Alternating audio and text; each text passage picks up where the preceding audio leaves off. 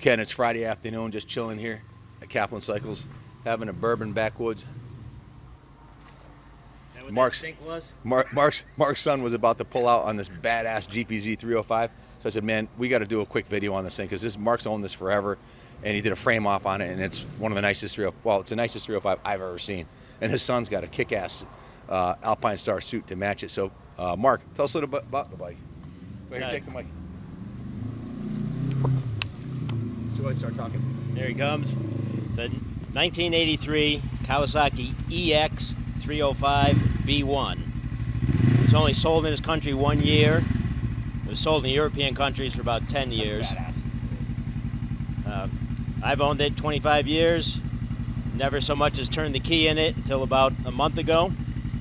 Eric and I spent about 2 months taking it apart, detailing it, doing service work to it. Get it all mechanically sound, good for him to go. For his own safety, I put some killer horns on it. Give those horns a little toot. Holy shit, is that a train? Those brain donors talking on their cell phone will wake up. And it up a little bit. Put a little extra LED light on the back end, the brake light flasher. Hit the brakes. Loud pipe save lives. Once again, to help get people's attention so they don't use you as a hood ornament. And the last item was a set of brand new old stock Kawasaki case guards. And I added some 2-inch yellow LED lamps. Those are sweet. Oh, it's nasty. They're not real good for lighting up the road, but it stands out like a sore thumb. So That's once awesome. again, those people not paying attention may see you a little sooner. They'll hear you coming too, and they'll see you too. Yep. Mark, those rims, when I first saw this bike, what caught my eye was the rims. They came from the factory like that? I know you restored them, but were they like that out of the box? They're stock like that right from the factory. That polished lip and the red painted wheels. They use the same wheel treatment on 82 and 83 GPZ 550s. See the sport logo on there? It's pretty cool. What kind of tires are those, Mark? Those are Metzler's. They're fairly old, but they're brand spanking new. It's a race compound tire on the front, a sport compound tire on the rear. Back in the days when Metzler would offer the same tire and a street compound and then the softer compound. I was a little concerned about the age of the tires, but they were stored in a cool cellar. They're still pretty soft and pliable. So far, so good. Awesome, Mark. Tell us about his riding outfit, because that's pretty badass too. That's some 2016, 2017 Alpine Star issue boots, jacket. The jacket's fully padded with CE level protection. We added an additional, what they call the Nucleon back protector and chest protector plates. Inside the jacket, there's panels you can remove and put in the heavy duty plates. Is that what you used to road race? Is that what you'd wear road racing? Yeah, back in the days when I road raced, the full road race suit wasn't as sophisticated as this street jacket is.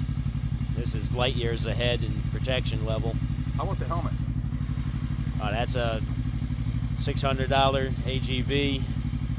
It's their lower end of their premium line.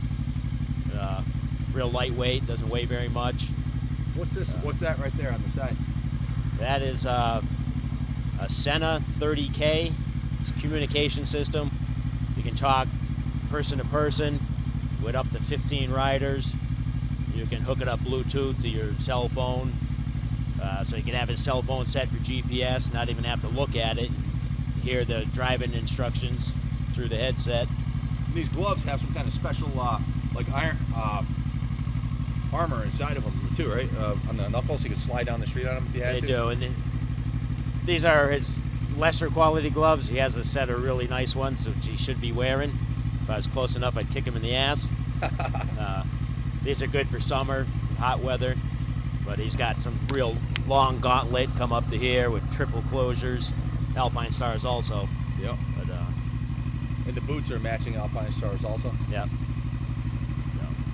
The only piece that's lacking is better protection in the pants. I've been looking at those jeans they sell with the knee pads and Built-in impact. hip protectors, but they're about $250 just for a pair of pants. How many miles on the bike now? The odometer shows 1,267. So it's basically barely broken in, right? Yeah, It's like a brand new bike. as brand new as you can get for a 35-year-old bike. Very cool. I've never seen one on the road in the last 20 years, so most of them probably got run into the ground by beginners, you know, or entry-level riders. They were a sales failure for Kawasaki.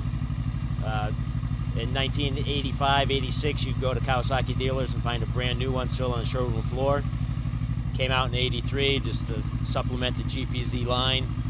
But price point, it wasn't real cheap. There wasn't a draw to it.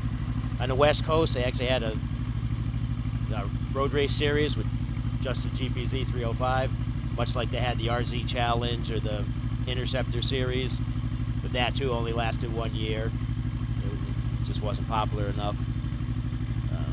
In all my years of road racing, nobody ever raced one. So Eric's a martial artist also, isn't he? He is. He's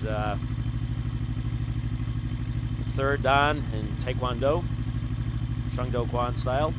Which we were going over the statistics on that. Like to make it to third dan is you know, just to get your first dan or black belt is quite an accomplishment. So to make it to third is really remarkable.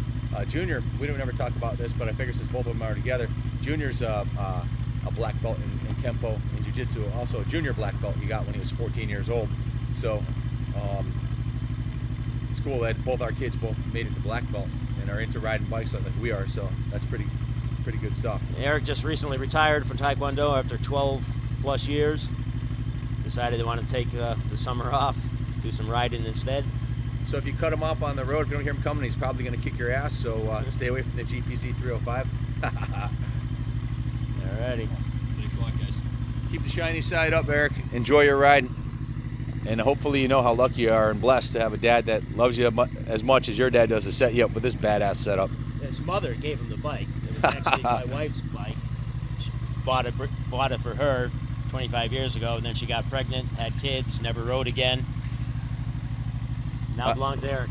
I know you put a lot of time into it. How many hours to do a frame off on this? You did a frame off, right? Didn't you? Or was it? I did take the engine out because I took the top end off and freshened it up. So while everything was apart, there's no better time to just detail it. It didn't need any real paint or many parts. It was just disassembly, detail to the 10th degree, and reassembly. So it's original paint. Are the rims repainted also, or no? That's all original. Wow, I thought you had repainted those. Just the engine has some touch-up black here and there. But everything else. Fantastic job. It's a lot of work. If you had to pay a shop to do a frame off, you're looking at minimum 40 hours labor. I would venture to guess, knowing what our time cards look like, doing even less than that. Probably Eric, more than that. Eric was supposed to help me all along the way. He probably got about 12 hours into it to my 50. Well, be safe on it. God bless you. Enjoy the ride. God bless America.